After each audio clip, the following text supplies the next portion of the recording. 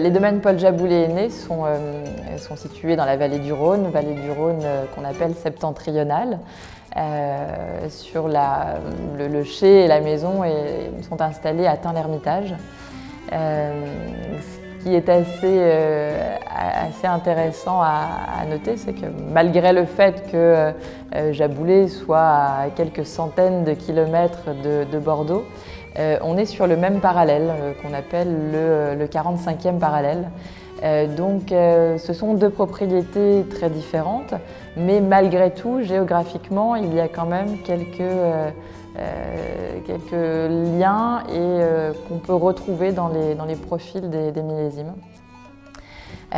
Jaboulet, c'est une propriété bien sûr qui s'étend sur toute la vallée du Rhône, de Côte-Rôtie jusqu'à Châteauneuf-du-Pape, en passant par les appellations comme Condrieu, Saint-Joseph, Cornas, Saint-Péret, mais aussi bien sûr les deux appellations emblématiques de la maison qui sont Hermitage et Crozes-Hermitage.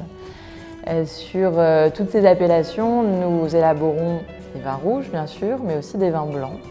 Les vins rouges de la vallée du Rhône septentrionale sont élaborés avec de la Syrah, c'est le cépage rouge roi de la région. Et puis sur notre vignoble à Châteauneuf-du-Pape, on a là un assemblage avec du Grenache, du Mourvèdre et tous ces cépages qui font la magie de Châteauneuf. Et puis pour les vins blancs, nous sommes dans le nord sur principalement de la Marsanne et de la Roussanne, exception faite à Condrieu, puisqu'on y cultive ce très joli cépage qu'est le Vionnier. Voilà, donc il y a chez Jaboulet une très belle diversité de terroirs. On n'assemble pas de cépages dans la vallée du Rhône, mais la diversité des terroirs nous amène quand même à faire un vin d'assemblage.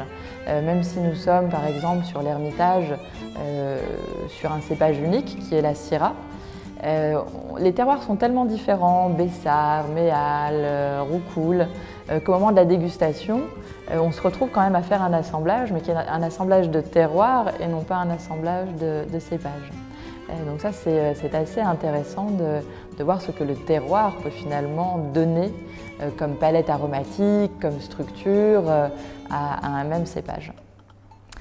Pour parler du millésime 2012, puisque c'est également un millésime qui a été passionnant en vallée du Rhône, on retrouve toujours quelques points communs entre les millésimes à Bordeaux et les millésimes dans la vallée du Rhône, et je crois que ce côté charmant, on le retrouve vraiment dans les vins rouges.